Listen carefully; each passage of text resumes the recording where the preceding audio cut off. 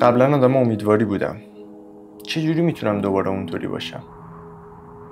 چی منو به سمت جلو هل میداد؟ چی منو امیدوار نگه میداشت؟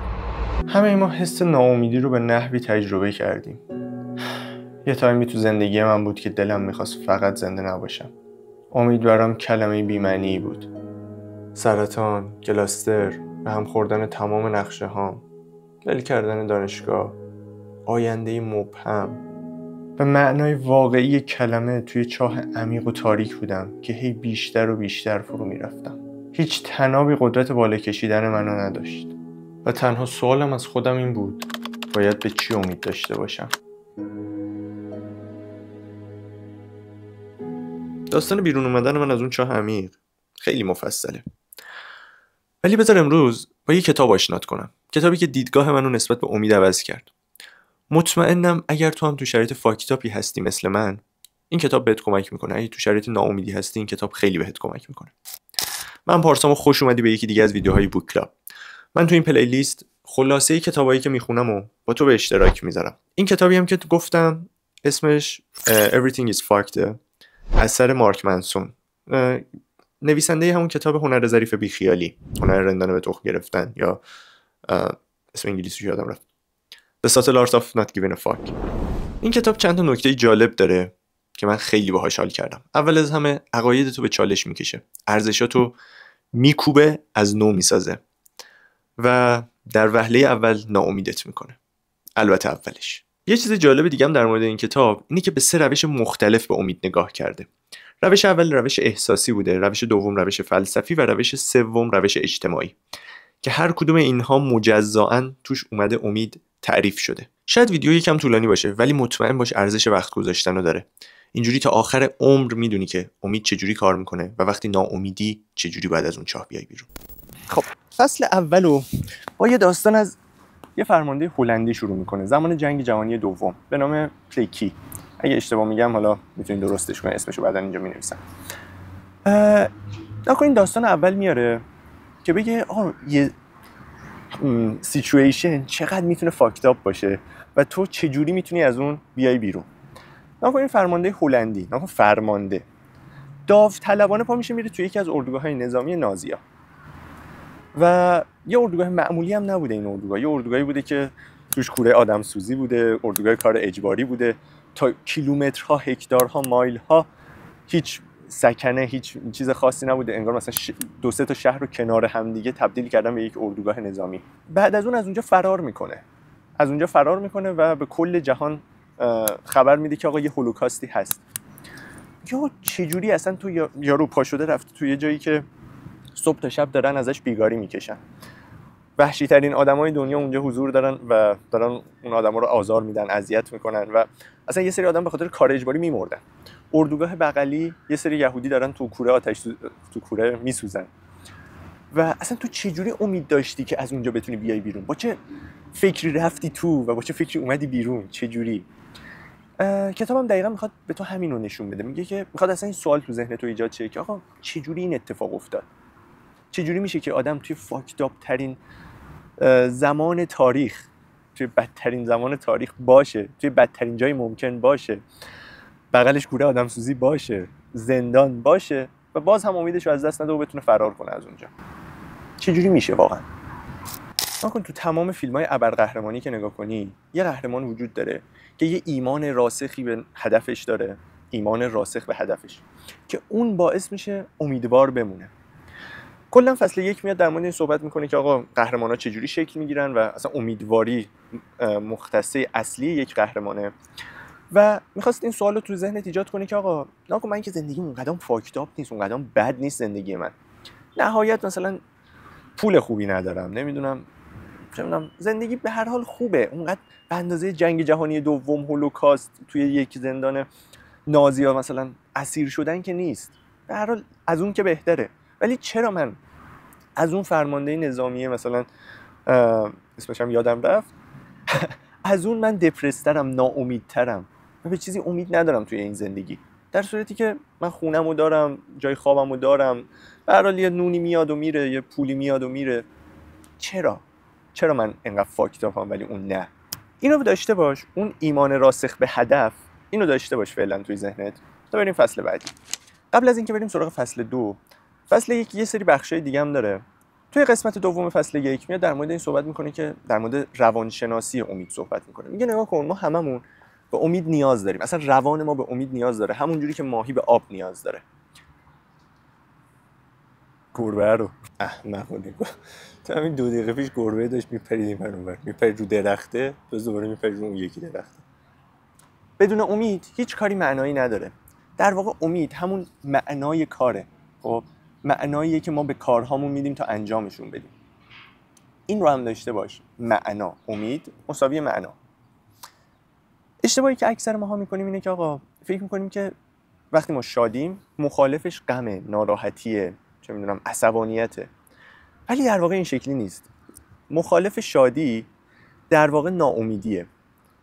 اگر تو عصبانی باشی نسبت به چیزی، نکنیم میگیم عصبانیت نسبت به چیزی، ناراحتی نسبت به چیزی، یعنی تو داری give a fuck میکنی about something، یعنی تو داری به یه چیزی اهمیت میدی که از دستش عصبانی یا از دستش ناراحتی. و همین که تو به یه چیزی اهمیت میدی، این یعنی امیدواری به درست شدن اون چیز از دست یک نفر ناراحتی، چرا که امیدواری که اون رفتار درست رو انجام بده یا بیاد ازت عذرخواهی کنه یا هر چیزی. امیدوار بودی که اون این کار رو انجام نده. یا از دست یه نفر عصبانی به خاطر اینکه یه امیدی داشتی نسبت بهش، امید داشتی که این آدم خیلی آدم خوبیه ولی بهت خیانت کرده. something like that. و تو قسمت آخر فصل 1 هم میاد میگه که ناکن بر اساس این تحقیق علمی ما نسبت به گذشتگانمون غمگین‌تریم در صورتی که امکانات و شرایط بهتری واسه زندگی داریم، چه از نظر آموزش، چه از نظر امنیت، چه از نظر چه می‌دونم فرهنگی فلان بیسا. میگه آقا زمانهای قدیم این شکلی بوده که یه پادشاهی وجود داشته، مثلا تصمیم می‌گرفتی که آقا نصف دخترای شهر مثلا زن من بشن، یا مثلا یه نفری تصمیم گرفته که آقا تمام پسراتون رو باید بدین به من، مثلا ببرم تو لشکرم و ببرم جنگ و مثلا همشون بمیرن، بعد فدای من بشن. زمانهای قدیم این شکلی بوده، تجاوز می‌شده، گرسنگی بوده، مردم پول در می‌آوردن، یکی زورش بیشتر بوده میومده ازشون خراج می‌گرفته، خراجای سنگین، و قانون به زور بوده دیگه. ولی الان اینجوری نیست. اوکی الان هم همچنان نمیگم فلالس بدون مشکل سیستم قانونی نمیدونم حقوقی کشورها همه چی، نه مشکل وجود داره، ولی نسبت به گذشته که نگاه کنی باز یه چارچوبی داره دیگه. هر کسی نمیتونه بره به هر کسی نمیدونم تجاوز کنه، پولشو بدزده، فلان کنه. آره انجام میشه ولی نه به صورت عمده و عمومی. و میگه آقا ما تو شرایط بهتری داریم زندگی میکنیم دیگه، آموزشمون بهتره، خوراکمون بهتره، ویتامینای بهتری به بدنمون میرسه، همه چی خوبه نسبت به گذشته. ولی چرا اینقدر ناامیدیم؟ چرا؟ اینجا فصل 1 تموم میشه با یک سوال توی ذهن ما، یه چرای بزرگ. گفتیم امید یعنی معنا، ایمان راسخ به هدف یه جور امیده، و چرا ما نسبت به گذشتگان اینقدر ناامیدیم، اینقدر با اینکه وضعیت بد نیست. what the fuck. حالا بریم سراغ فصل 2. واو. خب بریم سراغ فصل 2. فصل 2 میگه آقا self control is an illusion، یعنی کنترل نفس یه توهمه، کنترل خودمون در واقع یه توهم. بذار اینجوری بهت بگم، آقا من این کتاب اصلا واسه فصل 2 گرفتم. یعنی من فصل 2 رو دیدم، تیترشو دیدم، گفتم این کتاب همونیه که من میخوام، رفتم گرفتم و خوندم و خیلی هم اتفاقا خوشحالم از اینکه این کتابو خوندم. ناکن فصل 2 خیلی کاربردیه، یه ترکیبی از اینکه آقا احساس چیه، عقل چیه، اینا چجوری با هم دیگه کار میکنن، روش علمی پشت اینو داره بهمون میگه و به نظر من خیلی جذابه، فصل جذابی میتونه باشه. فصل 2 ما رو میخواد ببره به زمانی که مردم فکر میکردن که اگر احساسات وجود نداشته باشه، اگر غم نباشه، استرس نباشه، اندوه نباشه، اضطراب نباشه، مشکلات انسان حل میشه و انسان تبدیل به یک ابر انسان میشه. دیگه ما هیچ مشکلی نداریم، هیچ ضعفی نداریم و تبدیل به یک ابر انسان میشیم. اون سالا یه عملی مرسوم شد به نام لوبوتومی اگر اشتباه نکنم اسمشو، و داستان یه مردیه که دچار سردرد میشه و میره دکتر و اینو لوبوتومی میکنن، یه مثلا سیخی از تو دماغش میکنن، یه چیزی رو از اینجا ور میدارن و پریفرانتال کورتکسشو میکشن پایین و یه همچین حالتی، نمیدونم دقیقاً چیه ولی خب something like that. با این کار طرف احساساتش رو از دست میده. این واقعیه ها، یعنی لوبوتومی و اینا رو برین سرچ کنین. حالا تاریخش یادم نیست، تاریخش یادم اومد، یعنی رفتم نگاه کردم، اینجا واسهتون مینویسم.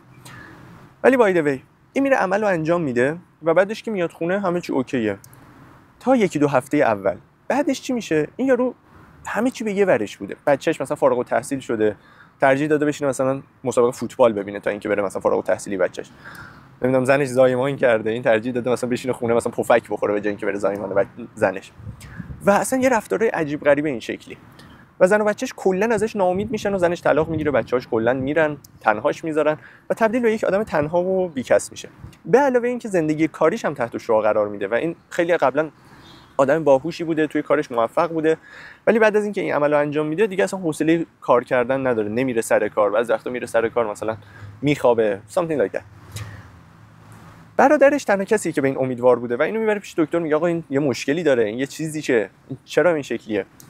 میبرن کلی ازش تست میگیرن، تست آی کیو میگیرن، تست فلان میگیرن، تست آی کیوش از همه بالاتر بوده، چون حتی اون حواس پرتی ها هم نداشته دیگه، کاملا میتونست متمرکز سر امتحان آی کیوش مثلا نمره بالایی بگیره. و این دکترا رو به این فکر فرو میبره که خب این مشکل از چیه؟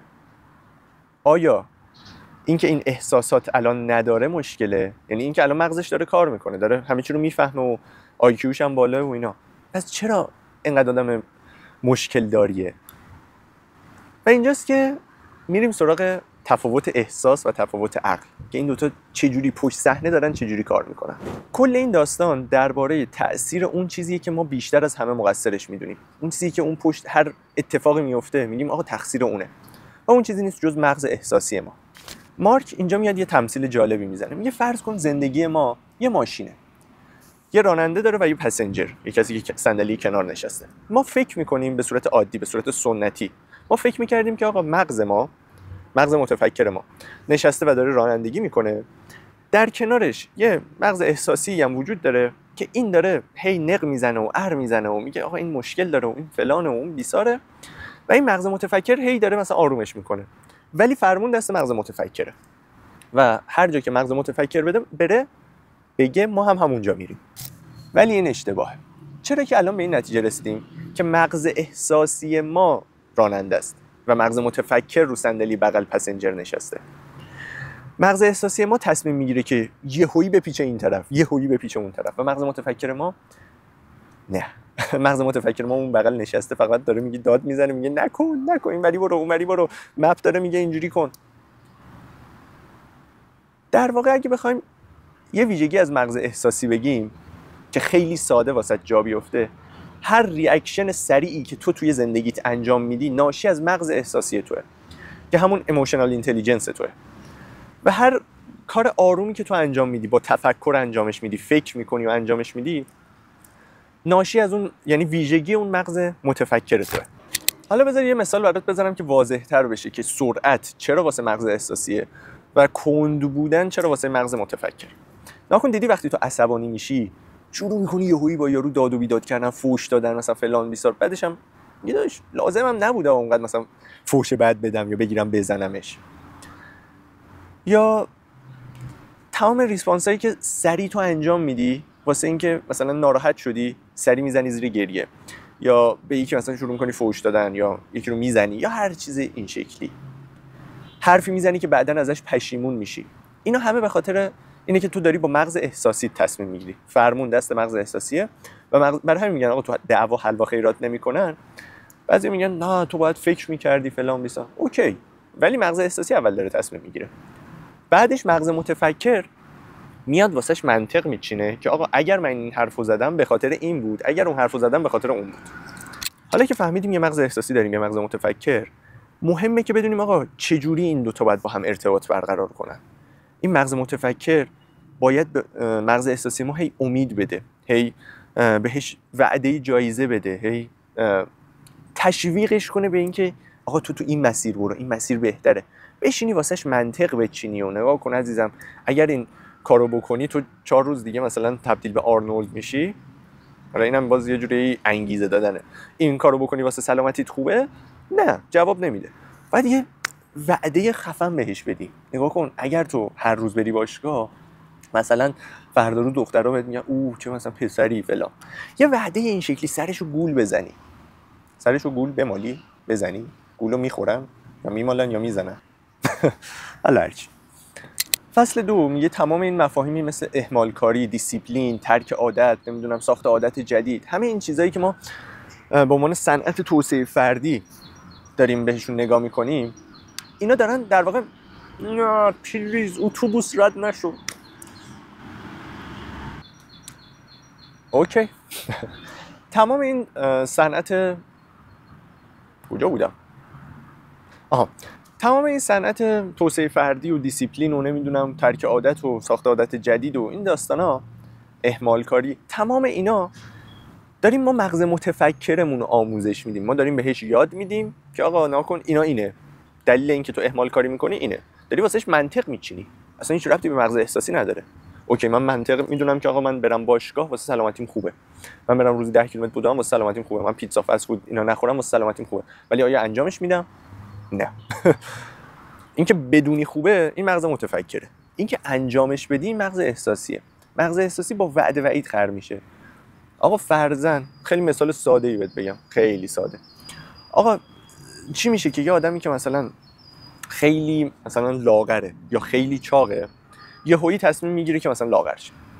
من میام برات یه مثال ساده میزنم. فرض کن این آدم یه نفری رو خیلی دوست داره، خب، و اون نفری که خیلی دوستش داره، مثلا اون دختر، من پسر، اون دختری که خیلی دوستش دارم اینجوریه که میگه آقا تو باید مثلا 100 کیلو لاغر کنی یا 100 کیلو چاق کنی. یهویی اونجاست که مغز احساسی من دوپامین ترشح میکنه، وای، لاو، عشق، برو چاق شو، برو لاغر شو. در صورتی من قبلش هم میدونستم که آقا خوبه من لاغر بشم یا مثلا چاق بشم خوبه، وزن اضافه کنم یا وزن کم کنم خوبه، ولی تأثیری نداشت چون مغز احساسی تصمیم گیرنده است. و خب چی میشه که ما اصلا جذب این توسعه فردی و دیسیپلین و عادت جدید و نمیدونم این چیزا میشیم؟ نکن کارم خود منم توسعه فردیه، این کانال کارش توسعه فردیه، ولی واقعیت قضیه اینه که توسعه فردی فقط مغز متفکر تو رو تقویت میکنه. ما چرا به اون جذب میشیم؟ چون خوشمون نمیاد که با یه احساس شتی که از نمیدونم مسخره شدن توسط دیگران داشتیم، یا چه میدونم احساس شتی که داشتیم از نمیدونم تحقیر، از تخریب، از چه میدونم هر چیز دیگه ای، باهاش روبرو بشیم، مادر ایشو، ددی ایشو، هر چیزی باهاش روبرو بشیم و بگیم نگاه کن دلیلش اینه و من باید اینو حل کنم. چون ما نمیخوایم با اون احساس شت روبرو شیم، میذاریمش کنار. میگم آقا من هر روز باید 5 صبح بیدار شم، من باید هر روز چه میدونم 10 تا عادت جدید بسازم. هرچند که اینا خوبه ها، هیچکی نمیگه اینا بده، ولی اینو نباید فراموش کنی. این مشکل اساسیه رو، مشکل احساسیه رو که احساس تو تبدیل میشه به ناامیدی، تبدیل میشه به غم، اندوه، همش میخوام بخوابم، حوصله ندارم، واسه چی مثلا یه کاری انجام بدم؟ چون ما این احساس دیل نکردی. این زمان میخواد واسه حل شدن این احساس. و مهمه بدونیم تمام مشکلات عمل کردن ما، هدف گذاریمون، رسیدن به اهدافمون، تمام اینا زیر سر احساسات ماه. و با کنترل احساسات، با دیل کردن با اون مشکل اساسی که داریم، پیش روانکاو رفتن، محیط درمانی کردن، هر چیزی، این مسئله رو نباید فراموشش کنیم. فقط خیلی از مشکلات ما حل میشه. ما یواش یواش شروع می‌کنیم رو به جلو رفتن. حالا میایم سراغ توسعه فردی، حالا میایم سراغ این که مغز متفکر ما یه چیزهایی یاد بگیره که قبلا بلد نبوده. همین چیزی که من الان دارم بهت میگم، آقا احساس تو، این کتاب داره چیکار میکنه؟ داره مغز متفکر تو رو آماده میکنه. خب همین که تو بدونی که آقا احساسات مهمتره تا مغز متفکر، این مغز متفکر نقشه راه دستش اومد.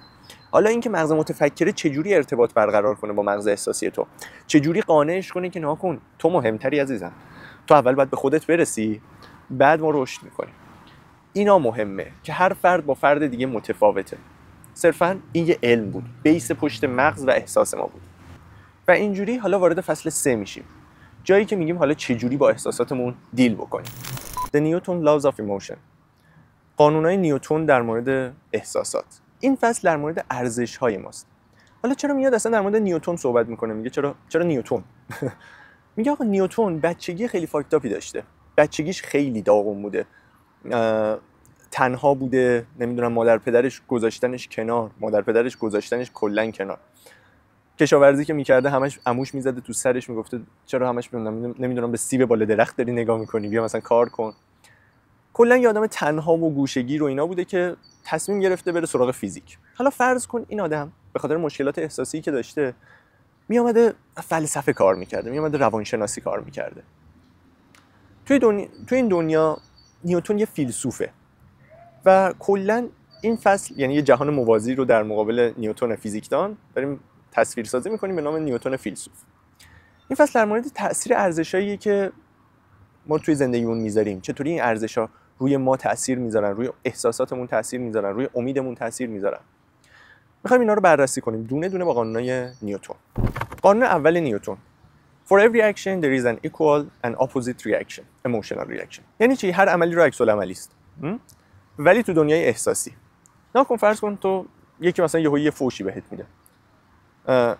تو چیکار میکنی؟ تو هم یه فوش بهش میدی. اگه یارو بگیره بزنتت، تو چیکار میکنی؟ تو هم عصبانی میشی میگیری میزنیش. درسته؟ هر عملی رو عکس العملی است. حالا ناکن چی میشه که ما این اتفاق واسمون میفته؟ اون مغز متفکر ما داره عمل میکنه دیگه. چرا داره این کارو میکنه؟ ناکن میگه یه مورال گپ وجود داره بین تعاملات اجتماعی ما. مثلا تو اگه فوش به من بدی یه مورال گپ منفی ایجاد میکنی بین من و خودت و من واسه این که این مورال گپ رو پر کنم، گپ اخلاقی رو پر کنم، منم میام یه فوش میدم، میگم تو فوش دادی، چرا من فوش ندم؟ یه فوش میدم، این مورال گپ پر میشه. اگه تو منو بگیری بزنی، این مورال گپ بیشتر میشه. و واسه این که من بتونم این مورال گپ رو پر کنم، منم میگیرم تو رو میزنم.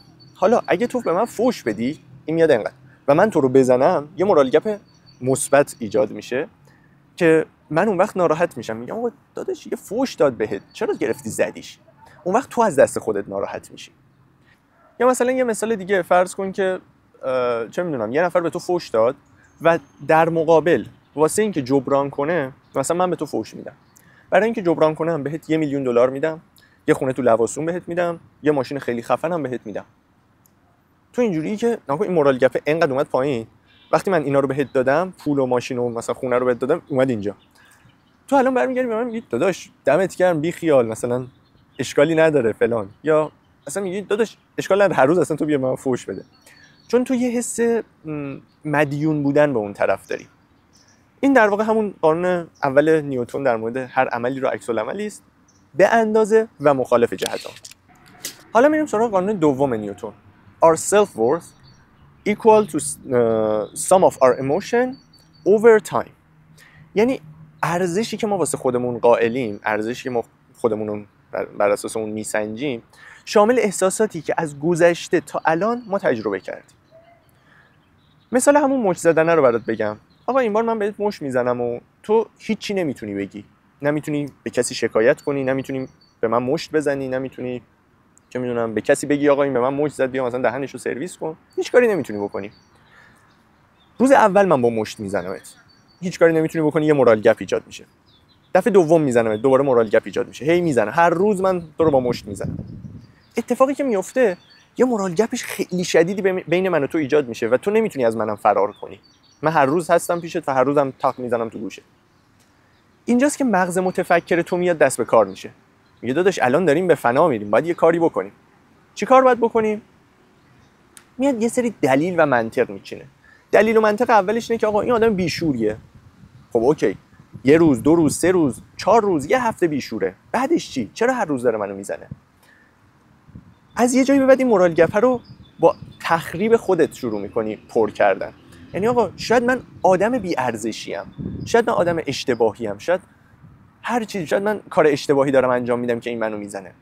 و اینجوری مغز متفکر تو میاد منطق میچینه واسه مغز احساسی تو تا این مورال گپ رو پر کنه.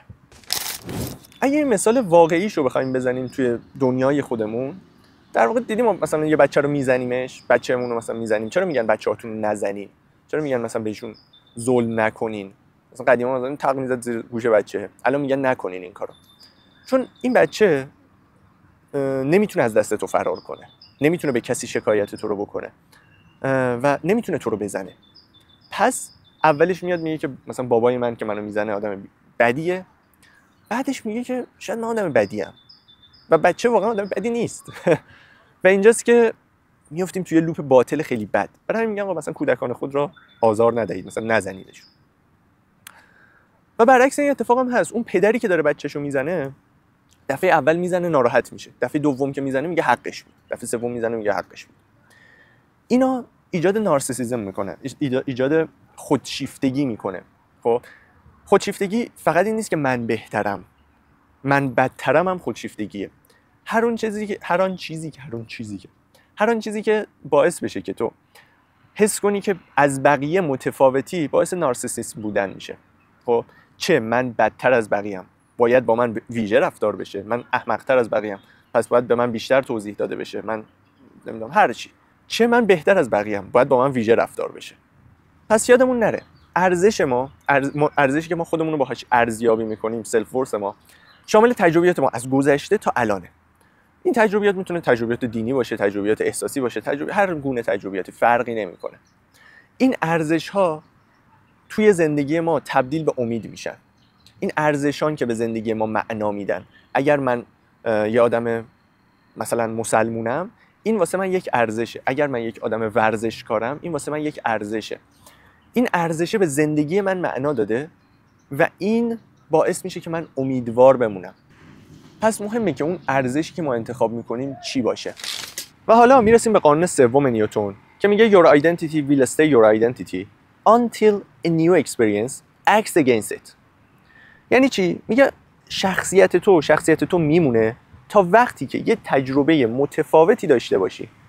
ممکنه تو با یه پسری بری توی یه رابطه و اون بهت خیانت کنه و تجربه تو از بودن با یه پسر این بوده که آقا این به من خیانت کرد، این خیلی آدم عوضیه. به این نتیجه میرسی که یا تمام پسرها عوضی‌ان یا اینکه تو یه آدم بی ارزش بودی که اون بهت خیانت کرده. هر کدوم این دوتا رو انتخاب کنی تو فاکت آپ شدی. یعنی نمیتونی دیگه تو رابطه بری، همین که ارزش خودت آوردی پایین.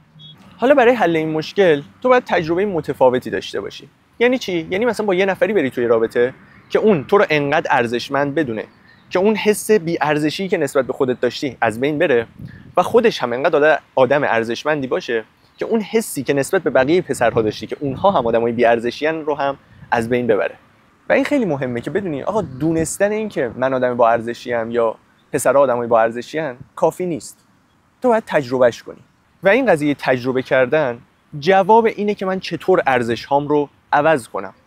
اینکه بدونی یه چیزی خوبه یا بده کافی نیست، تو باید تجربهش کنی. اگر تو بدونی باشگاه رفتن خوبه، این باعث نمیشه ارزش تو بشه باشگاه رفتن، ورزش کردن، سلامت بودن. نه، تو باید تجربهش کنی تا بفهمی، اون حس رو درک کنی که سلامت بودن، قوی بودن، مثلا این چیزا چه حسی داره و این حس باعث میشه که ارزش‌های تو تغییر کنه. گفتم ناکن راننده اون زندگی تو یه ماشینه، راننده اون چیه؟ ایموشنال برینه، مغز احساسی توه. مغز متفکر تو میدونه آقا باید من از این راه برم، این راه درسته، ولی مغز احساسی تو تصمیم میگیره اینجوری مارپیچ بره. اگر این یه تجربه‌ای بکنه که تو راه راست بره، تو راه مثلا مستقیم بره، ببینه مثلا راه کج و کوله‌ای که میرفتم همش خاکی بوده، میرفتم تو این چاله، میرفتم تو اون چاله، الان این راه خیلی خوبه. مغز احساسی با تجربه کار میکنه. پس این خیلی مهمه دونستنش. و در آخرین قانون نیوتن که هیچ ربطی به اون سه تا قانون قبلی نداره ها، قانون جاذبه‌شه. در مورد ایموشنال گراویتی، جاذبه احساسی.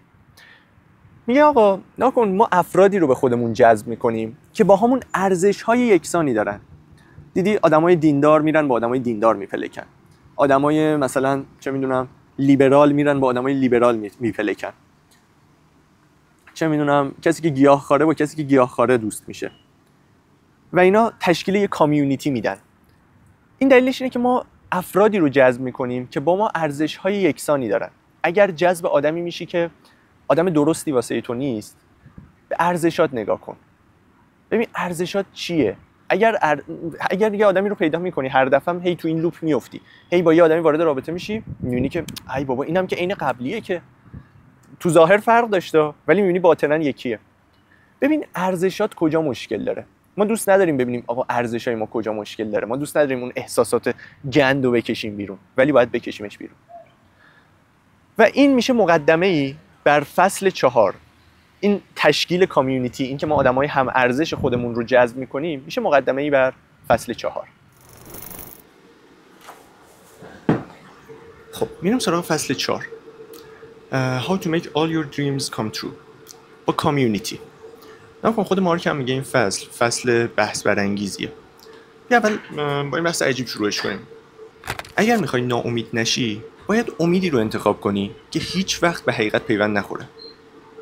بذار این مثال بحث برانگیز برات بزنم عشق کنی. نه مذاهب چطوری کار میکنن؟ مسیحیت، اسلام، یهودیت، تمام اینا یه امیدی بهت میدن. امید مثلا یه بهشت برین، عذاب یه جهنمی که خیلی سوزانه، و تو کل زندگیت به امید رسیدن به اون بهشت تلاش میکنی و هیچ وقت هم نمیدونی واقعا بهش میرسی یا نه. این بهترین مدل امیده که هیچ وقت بهش نرسی. من کاری با درست و غلط بودن کانسپت ندارم، اینکه اصلا مذهب درسته، غلطه، خوبه، بده.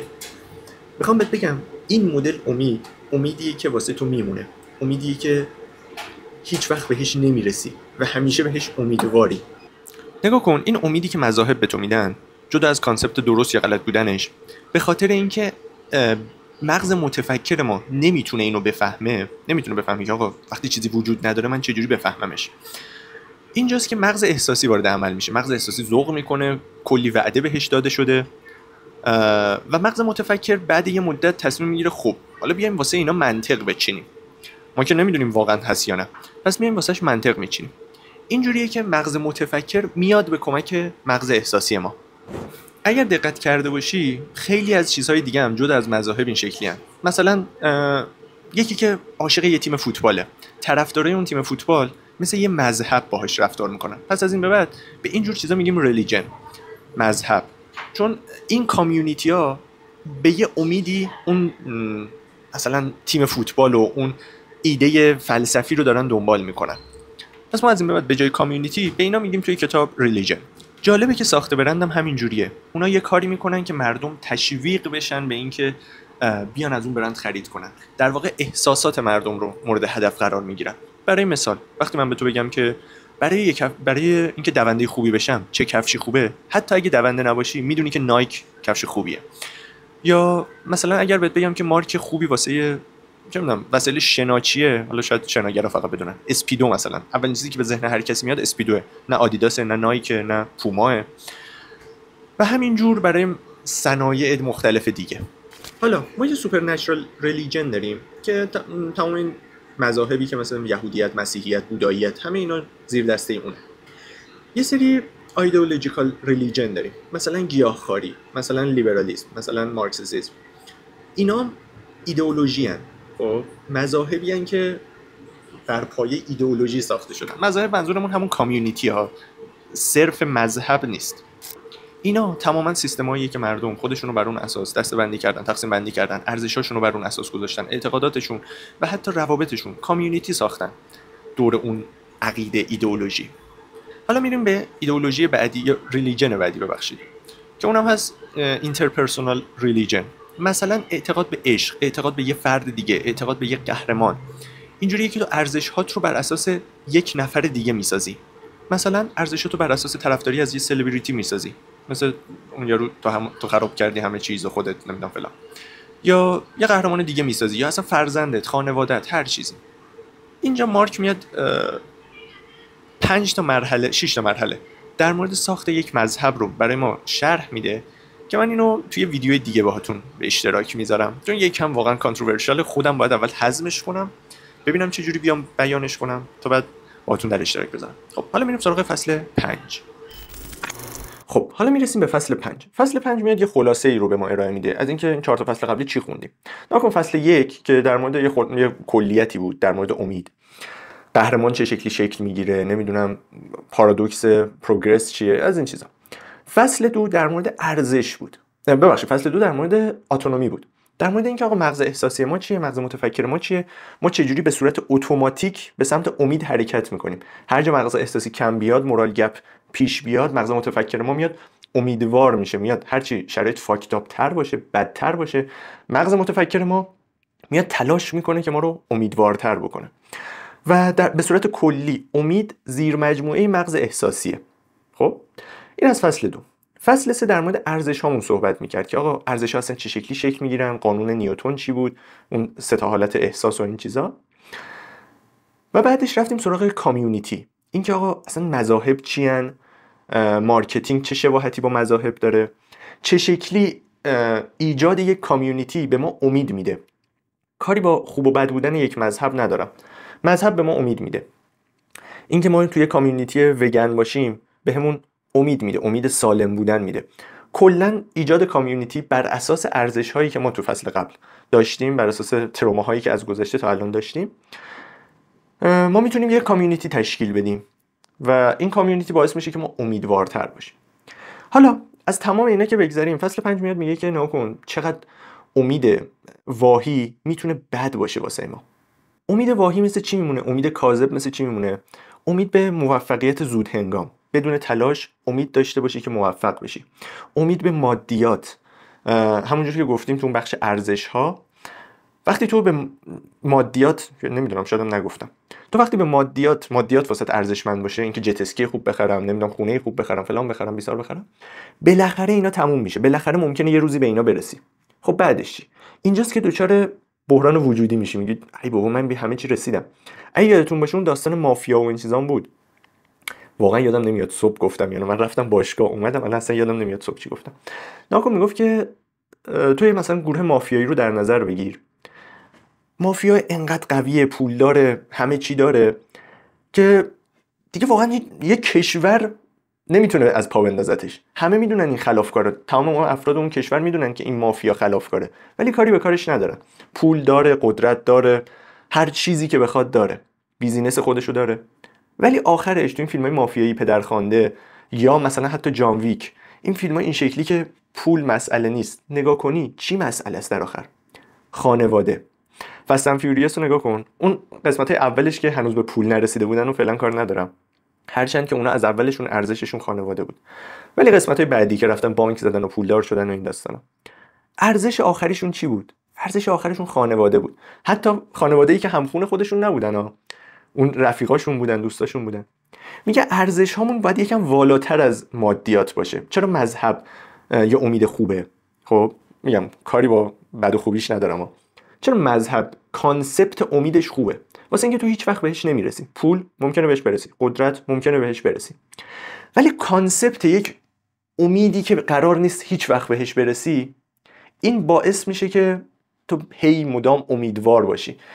اگر عشق تو امید تو باشه، تو هر روز مجبوری که واسه اون عشق تلاش کنی. اگر اعتماد اون چیزی باشه که تو بهش امیدواری، تو هر روز مجبوری تلاش کنی که اعتماد بقیه رو به دست بیاری و به بقیه اعتماد کنی، هی مجبوری واسش تلاش کنی.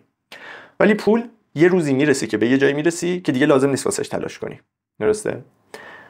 پس میاد میگه که آقا امیدهای کاذب چقدر میتونن بد باشن و ما چیکار میتونیم بکنیم که زندگیمون امیدوارانه تر باشه، زندگی بهتری داشته باشیم. میگه مهمترینش اینه که آقا قبول کنی که زندگی پر از رنجه. اگر بخوایم یه تعریف از امید سالم داشته باشیم، امید سالم این شکلیه که نکن زندگی پر از رنج و سختیه. اگر تو بتونی در اون رنج ها معنا پیدا کنی، اون وقتی که این امیدواری سالمه. پیدا کردن معنا، پیدا کردن اون ارزش، خودش 99% کاره. 1% کار اعتماد به فراینده. اینکه آقا تو درگیر فرایند بشی. امید در کنار فرایند معنی پیدا میکنه. معنا، فرایند، نتیجهش میشه امید به زبان دیگه. پس اینم شد از فصل 5. فصل 5 خلاصه‌ای بر فصل‌های دیگه بود. حالا میریم سراغ فصل 6.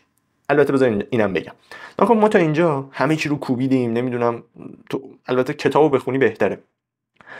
تو اوج ناامیدی میری، خب، و بعد از این فصل 6 و 7 و 8 میخواد تو رو بکشه بیرون. یعنی تو رو تا اوج نهلیست بودن برده، بی خدایی، نمیدونم به هیچی توجه نکردن، هیچی به یه ورد نباشه، تا اوج اون قسمت برده و حالا میخواد دستتو بگیره و بکشه بیرون و بهت یه سری نکته بگه.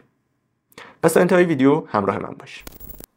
خب حالا میرسیم به فصل 6، فرمول انسان بودن. این فصل رو با یه تئوری شروع میکنه، تئوری رابرت کیگن. رابرت کیگن میگه که مشکل اصلی انسان بودن دیل کردن با احساساتشه، مدیریت احساساتشه و امیدوار بودن به آینده است. و خود رابرت کیگن توی 5 مرحله میگه که آقا اصلا انسان چجوری شکل میگیره و چجوری میشه با این مشکلات دیل کرد. ولی مارک منسون میاد اینا رو خلاصه میکنه توی 3 حالت انسانی. میگه آقا حالت اولی که ما انسانا داریم، این از بچگی تا بزرگسالی میتونه باشه، هیچ فرقی نمیکنه. چایلد. خب ما یه چایلد داریم، یه ادولسنس داریم و یه ادالت ورچو. خب اول میخواد در مورد چایلد صحبت کنه. میگه این ویژگی انسانی چایلد چیه؟ بچه. میاد میگه که نگاه کن بچه چه جوریه؟ میگه من میخوام، شروع میکنه گریه کردن، من اونو میخوام، حتما باید بهم بدی اونو، وگرنه دهن تو سرویس میکنم، انقدر گریه میکنم تا بالاخره مثلا بهم بدی. خب I want this نمیدونم فلان بیسار هرچی. بچه یه نارسیسیست به تمام معنای، یه خود شیفته، خودخواه به تمام معنای. خب و برای رسیدن به اهدافش، میگم از کودکی تا بزرگسالی فرق نمیکنه، ممکنه یه انسان 50 سالم همین شکلی باشه، چایلد باشه، برای رسیدن به خواستش هر کاری میکنه. خب گریه زاری، یکی رو بزنه، نمیدونم چیز پرت کنه، هر چیزی. مرحله بعدی ادولسنس، دوران نوجوانی. میگه آقا وقتی تو از اون حالت چایلد در میاد و به دوران نوجوانی میرسی، متوجه میشی که همه چی رو نمیشه با زور و خودخواهی به دست آورد. واسه بعضی چیزا باید معامله کنی. مثلا تو واسه گرفتن چه میدونم این موبایل با بابات معامله میکنی و میگی آقا مثلا من واسه هر روز ماشین میشورم، تو واسه من مثلا برای من موبایل بخر، من فلان کارو میکنم تو فلان کارو بکن. میگه فاز بارگن کردن، فاز معامله کردنه. میگه بعضی از انسان‌ها باز تو همین فاز تا آخر عمرشون میمونن. عاشق میشه، بارگن میکنه، میگه اگر من به تو عشق می‌ورزم تو هم باید به من عشق بورزی، نمیدونم فلان میکنم تو هم باید فلان بکنی. خیلی از صنعت‌هایی که الان شکل گرفته همین شکلیه. مثلا صنعت سلف دیولپمنت، سلف هلپ. خب همین صنعتی که من الان دارم توش ویدیو میذارم. دیدی یه سریا مثل اندرو تیت یا یه مدلای دیگه یه آقا چیکار میکنه، مثلا لخت میشه کنار ساحل، مثلا عضلاتشو میندازه بیرون، یا 10 تا دختر اینجوری میگیره بغلش، مثلا میگه من خیلی آدم خفنیم، یا با ماشین فلان، با پولش میاد تو رو منیپولیت میکنه، تو رو دستکاری میکنه و مجبورت میکنه که به حرفش گوش کنی. خب این یه جورایی اون فاز بارگن است. تو افرادو منیپولیت میکنی، دستکاری میکنی، میبینی آقا گریه کردن و زاری کردن و به زور تو نمیتونی طرفو مجبور کنی که بیاد مثلا دوره هاتو بخره. خب میای از یه روش دیگه استفاده میکنی، یکم خوشگل مشکلش میکنی، تزیینش میکنی. و اینم در واقع همون بارگین کردن، معامله کردنه. تو داری یه چیزی رو، یه رویایی رو به مردم میفروشی تا پولدار بشی. خب در صورتی که اون چیز واقعی نیست، منیپولیتشون میکنی. به این کار میگن منیپولیت کردن، دستکاری روانی کردن مردم. و یه جورایی صنعت سلف هلپ اصلا همین شکلیه متاسفانه. به جای اینکه فاز علمی داشته باشه، فاز روانشناسی داشته باشه، واقعا به افراد کمک کنه، افرادو فقط به سمت این میبره که اوکی هورمون تستوسترون تو بچسبون سقف، تا میتونی بکن، تا میتونی بخور، تا میتونی هر کار دیگه ای، البته بکن هر کار دیگه ای میگفتم ولی خب اوکی it's fine، و تو رو منیپولیت میکنه. یکم که بری جلوتر میبینی آقا همه چی اینجوری جواب نمیده. عشق اینجوری جواب نمیده، اعتماد اینجوری جواب نمیده، احترام اینجوری جواب نمیده. تو نمیتونی احترام رو با منیپولیت کردن مردم بخری. تا یه جایی ممکنه بخری ولی بعدش نمیتونی. این فکتی که تو تلاش کنی مردم تو رو قابل احترام بدونن، داره این فکت رو تقویت میکنه که تو اصلا آدم قابل احترامی نیستی. هی تو تلاش میکنی که آقا منو قابل احترام بدونید، بیا ناکن من چقدر پول دارم، ببینید من چقدر آدم دور و برمه، پس من آدم قابل احترامیم. نه، تو لزوما آدم قابل احترامی نیستی. یا مثلا اعتماد، دقیقاً هرچی تلاش کنی که مردم به تو اعتماد کنن، در واقع داری این فکت رو تقویت میکنی که تو آدم قابل اعتمادی نیستی. به همین ترتیب عشق، برای عشق نمیشه معامله کرد. نمیتونی بگی من 10 تا عشق به تو دادم، تو هم باید 10 تا عشق به من بدی. اینجاست که میریم وارد فاز بزرگسالی میشیم، ادالت ورچو میشیم. فاز بزرگسالی این شکلیه که میگه آقا نگاه کن، تو لزوما همیشه نمیتونی همه چیزو بارگن کنی. خب گاهی وقتا باید بدون توقع ببخشی، بدون توقع عشق بورزی، بدون توقع محترمانه با بقیه رفتار کنی. نتیجه غیر مستقیم این رفتار تو اینه که وقتی تو مثلا با یه بچه تر از خودت محترمانه رفتار کنی، اون بچه هم تصمیم میگیره که ناکن این آدم محترمیه، من باش محترمانه رفتار کنم. تو وقتی با کارمندت محترمانه رفتار کنی، کارمندت هم به تو احترام میذاره. هر چقدر قدرت داشته باشی، فلان داشته باشی، بزنی تو سر کارمندت، بزنی تو سر کارگرت، شاید جلوت احترامت رو رعایت کنه ولی پشت سرت اصلا براش آدم قابل احترامی نیست، آدم محترمی نیستی. ولی وقتی باهاش محترمانه برخورد کنی، این حتی از اون شرکت هم بره دیگه واسه تو هم کار نکنه، بازم میگه خدا خیرش بده، آدم باحالی بود، آدم محترمی بود. عشق هم همینطوره. تو نمیتونی بگی آقا ناکن من امروز 10 تا واحد عشق به تو دادم، تو هم باید 10 تا واحد عشق به من بدی. اصلا اینجوری کار نمیکنه عشق. و مارک منسون میاد میگه که ما باید تلاش کنیم به اون ادالت ورچو برسیم. ما باید امیدوار باشیم. ناکن باز یه ارزشی رو تعیین کرد که ما به اون برسیم. خب تا الان در مورد دین و نمیدونم مارکتینگ و ارزش و فلان و اینا صحبت کرد. همه اینا رو هم کوبید. خب مثلا من چیکار کنم؟ تو فصل 6 میخواد یه بیسی واسط بکاره، بگه ناکن این بیس این محکمه، پاتو بذار رو این، بعدش مراحل بعدی پشت سرش میاد. و اون بیس چیه؟ اون ادالت ورچو است. اون نظریه یا تئوری رابرت کیگنه. خب میگه آقا بیا این بیس رو اول داشته باشیم. خب امیدوار باشیم که به یه هدف غیر مادی که بودن توی مرحله ادالت ورچوه، مرحله بزرگسالیه، و به سمت اون حرکت کنیم تا برسیم به امیدهای دیگه. حالا واسه چی میگه بذاریم بیس محکم رو اول بسازیم، قدم بذاریم روش، بعد بیشتر در مورد امید صحبت کنیم؟ تو فصله قبل که همه چی رو کوبید، دین رو کوبید، نمیدونم فمینیست رو کوبید، وگانیسم رو کوبید، لیبرالیسم رو کوبید. 2-3 بار لیبرال رو غلط گفتم و دوباره دارم ضبط میکنم، واسه همین خیلی با تاکید گفتمش. چرا میگه این بیس محکم رو بذار اول بسازیم؟ این اصلا نظریه کانت هم هست که آقا انسان به خودی خود ارزشمنده. حواستون به این باشه که اگر از انسانی استفاده میکنین ارزش اون در اولویته. اگر مثلا تاکسی میگیرین اوکی، اون آدم با ارزشی، درسته پول دادی بهش تو رو تا جایی برسونه، ولی به خودی خود آدم با ارزشی، حق نداری باهاش بی ادبانه صحبت کنی یا هر چیزی. اوکی اینو بذاریم کنار. این پایه رو ما میسازیم به خاطر اینکه این پایه خب یه پایه مورالی اخلاقی درسته. خب ما این پایه رو میسازیم چون ناخن زندگی واقعیت پر از رنج، پر از سختیه، پر از مورال دلیماست، پر از دوراهی‌های اخلاقیه. بعضی وقتا نمیدونی چی درسته چی غلطه. تنها راهی که تو داری اینه که بین بهتر و بدتر انتخاب کنی. ممکنه هیچ درست و غلطی وجود نداشته باشه، فقط بهتر و بدتر وجود داره. خب وقتی تو به اون سطح ادالت ورچو برسی، به اون بزرگسالی برسی، حالا راحت‌تر انتخاب میکنی بین بهتر و بدتر. خب چون بعضی وقتا واقعا خوب و بدی وجود نداره. پس اینجا ما یه بیس محکمی ساختیم تا بریم سراغ فصل بعد. این قبله، این بعد. خب حالا میریم سراغ فصل 7. فصل 7 میگه آقا درد جزئی جدایی ناپذیر از زندگی ما. بذار قبل از اینکه به این برسیم من یه چیز دیگه رو بهت بگم. نکن داستان مافیا و جان ویک و فست اند فیوریس رو داشتیم که آقا یه عشق کانسپچوال، میگم یه عشق، یه امید کانسپتی داشتن، مثل عشق، احترام، اعتماد، هر چی، یه مفهوم رو به عنوان امید انتخاب کرده بودن تا یه ماده مثل پول، خونه، هر چیزی. این باعث میشه که اون امید بهتری باشه. خب اون امید پایدارتری باشه.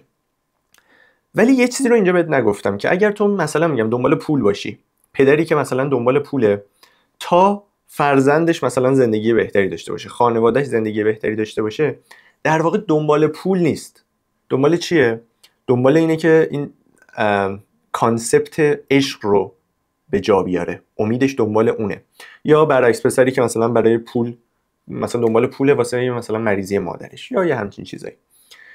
اینا باز اون امید واقعی است، امیدی که میشه روش حساب کرد. نه این مثلا یه پسری دنبال پوله که بیشتر دختر بازی کنه، بیشتر سکس کنه، بیشتر تفریح کنه، آخرش تموم میشه اینا. آخرش به تمام اینا میرسی و چیزی برات نمیمونه. خب حالا بریم سراغ این که پین، درد، یه جزء جدایی ناپذیر از زندگی ما. حالا این چی میخواد بگه؟ میخواد بگه که آقا دردایی که ما تجربه میکنیم، میزانش، نه خود دردا، میزان دردی که ما تجربه میکنیم با یک واقعه یکسان. خب مثلا فوت یکی از والدین یا فوت یکی از بستگان یا ورشکست شدن یا هر چیز دیگه، این میزان درد رابطه مستقیم داره با تجربیاتی که ما در گذشته کردیم. یعنی رابطه عکس داره با تجربیاتی که ما در گذشته کردیم. یعنی اگر من یک بار در گذشته مثلا بیماری های سختی رو پشت سر گذرونده باشم، یا چه میدونم والدی رو از دست داده باشم یا ورشکست شده باشم، اگر الان اون درد رو دوباره تجربه کنم احساس درد کمتری خواهم کرد. اینجا میاد میگه که چرا حالا ما با اینکه زندگیمون زندگی خوبیه، حالا یادم نیست تو کدوم فصل داشت میگفت که زندگی ما نسبت به گذشته ها اونقدر بد نیست، با اینکه زندگیمون زندگی اوکیه، تقریبا همه چی داریم، اونقدر بدبخت نیستیم، مثل زمان جنگ جهانی دوم هولوکاست نیست، نمیدونم یه یهودی گیر افتاده تو آلمان نیستیم که افتاده توی اردوگاهی که میخوان فردا تو کوره آتش سوزی مثلا بسوزوننش، یا مثلا شهرمون بمبارون نشده، یا خیلی از این اتفاقای این شکلی. به هر حال یه زندگی نرمی رو داریم پیش میبریم. میدونم تو ایران وضعیت اونقدی نرم نیست، این داره توی جامعه آمریکا میگه، ولی بازم خود مایی که تو ایران داریم زندگی میکنیم با تمام این سختی ها و قطعی اینترنت و برق و آب و گاز و دولت و مردم و همه چی، بازم زندگیمون نسبت به 1000 سال پیش، 2000 سال پیش خیلی راحت تره. خب ما خیلی امکانات داریم که اون موقع نبوده. همین اصلا جارو برقی، گاز، نمیدونم فلان، لازم نیست واسه یه قطره آب مثلا یه قلوب آب، یه لیوان آب تا چشمه بریم برگردیم. چرا بازم ناامیدیم؟ چرا بازم حس درد میکنیم؟ چرا بازم تبدیل میشه این ناامیدیمون به خودکشی، بیماریای روانی؟ میگه نگاه کن، اون گذشتگان ما، بر اساس این تحقیق، اون گذشتگان ما خیلی تجربیات بدتری داشتن. خب و این تجربیات بدتر باید با اونا دیل میکردن، باید با اون تجربیات بد دیل میکردن، دووم میآوردن، زنده میموندن.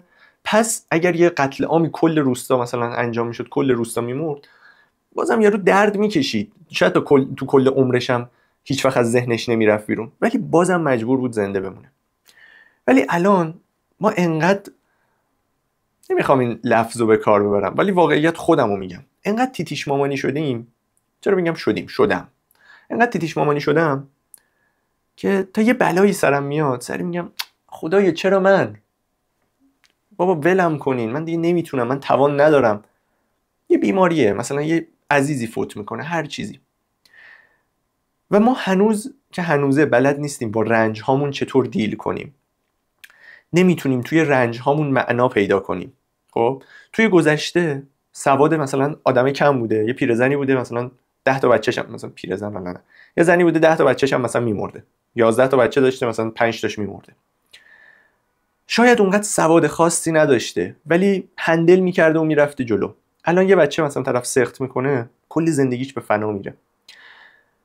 جدای از بحث علمیش، طرف یه جورایی همین سواد نداشتنش، علم نداشتنش، این که نمیدونسته بقیه دنیا چه خبره، خب دنیاش همون دنیای کوچیک خودش بوده، روستای خودشون بوده. 4 نفر بهش میگفتن قوی باش، تو میتونی، مثلا فلانه بیساره، اوکی میشد. نمیدید بقیه چه جوری مثلا هر روز صبح میرن میدوئن، نمیدونم غذای سالم میخورن، بچه‌های سالم دارن. تو اینستایی نبود که اینا رو ببینه. تمام فکرش، تمام جامعهش همون جامعه دور و بر خودش بود. و یه دینی هم بود، حالا مسیحیت، اسلام، هر چیزی که بهش یه امیدی میداد. خب میگفت آقا اینا مال و منال دنیاست، بچه مثلا چیز دنیاه، دنیویه، تو به مثلا اخرویش نگاه کن. اینجوری امیدوار میموند. ولی ما هرچی بیشتر پیشرفت کردیم، بیشتر از کار هم سر در آوردیم، ناامیدتر شدیم. هرچی فهمیدیم اینو من ندارم فلانی داره، ناامیدتر شدیم. چون معنا برامون بی‌معنی شد، ارزش ها واسمون بی ارزش شد. دیگه الان نگاه کنی چقدر از جوونا، خود من یادم تقریبا بیدینم نسبت به خانوادم، خب چقدر الان جوونا ارزش های درستی دارن. ارزش ها همش شده پول، همش شده مقام، همش شده اینکه چجوری بهتر نشون بدم خودم و شهرت خودمو توی اینستاگرام. و این ارزش ها چون پایان پذیرن، چون یه روز میای میبینی که این هست فردا نیست، دوچار دردی میشی، دوچار رنجی میشی که نمیدونی چجوری هندلش کنی. و هیچ کدوم از اون ارزش ها اونقدی والا نیستن، مثل جمون گفتم، ارزش والا اونقدی والا نیستن که بهشون چنگ بزنی و بگی من این ارزش رو حفظ میکنم و تمام این دردا رو نادیده میگیرم. واو، نوراویه چقدر قشنگ شد. خب میریم سراغ فصل 8. فصل 8 در مورد فیلینگ اکانومیه. اون داستان مذهب و اینا بود، مذهب و مارکتینگ و اینا شبیه همه. این یه جورایی میخواد برعکس اون بگه یا ضد اون حرف بزنه. اینجوری که میگه آقا ناکن مارکتینگ چجوری عمل میکنه. مارکتینگ مغز احساسی تو رو فعال میکنه، نه مغز منطقی. برای مثال میگم، اگه تو بخوای یه نوشیدنی ویتامینه بسازی، چجوری باید اینو تبلیغش کنی؟ نباید بگی آقا این ویتامین B داره، C داره، D داره، نمیدونم خیلی خفنه، بیاین بخرین، خیلی خوبه، برای سلامتیتون مفیده. نه، تو میای یه مثلا دختر جوون که در حال دویدنه رو نشون میدی، خسته کوفته میرسه، نوشیدنیشو وا میکنه، یه قلوب میزنه، دوربین یه کلوزآپ از این ور میگیره، عرقا داره اینجوری میچکه، بعد یهویی شاداب میشه. میگه آقا این نوشیدنی رو بخوری تو شاداب میشی. چرا؟ چون ویتامینا داره، مثلا ویتامینای مختلف داره. نمیاد منطقی تو رو قانع کنه، میاد احساسی تو رو قانع میکنه. میگه آقا تو اگه خسته باشی نوشیدنی رو بخوری میری بالا، مثلا کافئین نداره، شکر نداره، فلان نداره، باعث میشه لاغر بشی، خوشگل بشی، خوشتیپ بشی، اینجوری تو رو گول میزنه. خب و حالا اصلا چرا داریم اینو میگیم؟ چون میخوایم در مورد پارادوکس انتخاب صحبت کنیم. more option مساویه با چی؟ more suffering and more doubts. یعنی چی؟ هرچی آپشنای بیشتری داشته باشی زجر بیشتری میکشی و شک بیشتری میکنی. حالا بذار یه مثال بزنم. نکن ما حس میکنیم که تبلیغات به ما این حس رو القا میکنه که ما آزادیم که انتخاب کنیم. کیتکت کلی شکلات میده، میگه نکن آزادی بین تمام اینا انتخاب کنی. نمیدونم اون یکی نایکی کلی کفش میده، میگه آزادی بین تمام اینا انتخاب کنی. هزار مارک مختلف وجود داره که تو وقتی میری توی مغازه، توی مارکت واز میکنی مثلا در مغازه رو، شما میریزی میگی این همه انتخاب، و این همه انتخابی که تو داری باعث میشه تو بیشتر گیج بشی. تو فکر میکنی آزادتری ولی داری رنج بیشتری میکشی. و این حسی که تبلیغات مارکتینگ به ما القا کرده که هرچی آپشن بیشتری داشته باشی آزادتری، یه دروغه. چرا؟ معنی سنتی آزادی یعنی چی؟ یعنی آقا من کلی آپشن دارم ولی میخوام اینو انتخاب کنم. ولی معنی امروزی آزادی یعنی چی؟ یعنی من کلی آپشن دارم ولی به هیچ کدومش اعتقادی ندارم، به هیچ کدومش رو نمیخوام، یا برعکس همش رو میخوام. این شکلیه که تو برای مثال میگم، بذارم یه مثال مارکتینگ مثلا شکلات و فلان و اینا رو مثال نزنیم، مثال یکم عقیدتی بزنیم. مثلا آقا تو فمینیست وجود داره، رنگین کمونی وجود داره، نمیدونم گی وجود داره، فلان وجود داره، نان سکشوال وجود داره. تبلیغات چی میگه؟ میگه آقا تمام اینا محترمن، باید به تمامشون احترام بذاری. هر آپشنا زیاد شده و میگه هیچ کدومش هم لازم نیست انتخاب کنی، همشون هست. یا برعکس تو باید همشو قبول داشته باشی وگرنه روشن فکر نیستی. اینجوری دیدگاه سنتی چی میگفت؟ دیدگاه سنتی میگفت آقا من میدونم تمام این آپشنا وجود داره ولی من مثلا بایم، ولی من هوموام، ولی من نمیدونم هرچی، من رنگین کمونیم. میگفت من اونو انتخاب میکنم. دیدگاه سنتی اینجوری بود. ولی دیدگاه نوین، دیدگاه تبلیغاتی اینجوریه که میگه آپشن زیاد میذارم جلوت، 100 خورده مدل جنسیت داریم، 100 خورده مدل نمیدونم دیدگاه فکری داریم، نهلیزم داریم، لیبرالیسم داریم، نمیدونم مارکسیسم داریم، فلان داریم، بیسار داریم. اینا همشون یه جورایی محترمن یا من هیچ کدومشون رو قبول ندارم. تو نه خدایی قبول داری، نه بیدینی قبول داری، هیچی قبول اصلا نمیدونی، با خودت نمیدونی چندی. کلی آپشن وجود داره ولی تو نه مسلمونی، نه سنی، نه مسیحی، نه شیعه‌ای، نه نمیدونم یهودی، هم یه جورایی خدا رو قبول داری هم نداری، نمیدونی با خودت چندی. عقیدتی بخوای نگاه کنی نمیدونی چندی. دیدگاه سیاسی بخوای نگاه کنی تا حدودی مثلا نهایت اصولگر و اصلاح طلب در این حد. دقیق نمیدونی آقا طرفدار لیبرالیسمی، طرفدار مارکسیسمی، طرفدار چی. توی خرید کردن مواد غذایی و فلان و اینا همینجور کلی آپشن وجود داره، امروز به این متعهدم فردا به اون. و بدتر از اون میریم سراغ عشق هم همینجوری شده. انقدر آپشن های مختلف تو اینستاگرام، یوتیوب، تیک تاک، تویچ وجود داره. میری دانشگاه نه به این متعهدی نه به اون، با این میپری با اون میپری. زندگی خیلی عجیب غریب شده. ما هیچ ارزش خاصی تو هیچ کدوم از اینا نداریم که بهش متعهد باشیم، بهش چنگ بزنیم، که بهش اصلا امیدوار باشیم، که مثلا بگی آقا من این دختره رو دوستش دارم و بهش متعهدم. اوکی مثلا چه میدونم لاغر، چاق، بیریخت، دماغش عملی نیست، فلان، خانواده‌اش مذهبی نیستن، هرچی. قبلا اینجوری نبود. قبلا پسر او خدایا مثلا من فقط اینو میخوام دیگه، مثلا هیچ چیز دیگه این رو نمیخوام. انقدر ما اونجوری بودیم، انقدر گذشتگان ما اون شکلی بودن و تبلیغات ما رو برده به سمت اینکه more option، نمیدونم آزادتر، بهتر، فلانتر. این فقط باعث شده ما ناامیدتر بشیم، چون ارزش خاصی نداریم که بهش چنگ بزنیم. هم همه چی رو قبول داریم، هم همه چی رو قبول نداریم. این شکلی شده. I don't give a fuck about it. همین شکلی. کل زندگیمون شده این شکلی. شونه‌هامون بالاه. و اگرم به چیزی تکیه کنیم، اگرم بگیم این درسته، من میخوام به این چنگ بزنم، من میخوام امیدم این باشه، انگ چه میدونم امول بودن میخوریم، انگ 2023 2024 2025 حرفا نداریم. سال 2020 که این حرفا نیست. تو باید همه چی رو قبول داشته باشی. یعنی چی من فمینیست رو قبول ندارم، رنگی کمونی رو قبول ندارم؟ تو باید قبول داشته باشی. من نمیگم اینا خوب یا بده هر کدوم، من نمیگم فمینیست بده نباید قبولش داشته باشی یا باید قبولش داشته باشی. میگم اصلا گم شده، ارزش گم شده. That's it. و کلا فصل 8 در مورد این صحبت میکنه و میگه که شرمنده من یادم رفت میخواستم چی بگم، مجبورم نگاه کنم. خلاصه ماجرا میگه که آقا هرچی آپشن بیشتری داشته باشی بیشتر به فنا میری. That's it. و متاسفانه تمام آپشن های جدیدی هم که ما داریم به واسطه تبلیغات و مارکتینگ همه آپشن های مادیه. ما آپشن های مادی زیادی داریم تا یه سری آدم دیگه پولدارتر بشن، چون اونا مارکت دستشونه، تبلیغات دستشونه و ما هم امروز آیفون 10 داریم، فردا نمیتونیم دیگه آیفون 10 داشته باشیم، زشته، میریم آیفون 13 میخریم، 14 میخریم، 16 میخریم و اینجوری میشه که everything is fucked. امیدوارم این کتاب براتون مفید بوده باشه. سعی میکنم ویدیوهای مرتبط با مسائل علمی بیشتر بذارم تو این کانال. توسعه فردی به اون معنای توسعه فردی که هممون میدونیم یکم مارکت توره نذارم. و اگه از ویدیو خوشت اومد لایک و سابسکرایب فراموش نشه و that's it. موفق و پیروز باشی.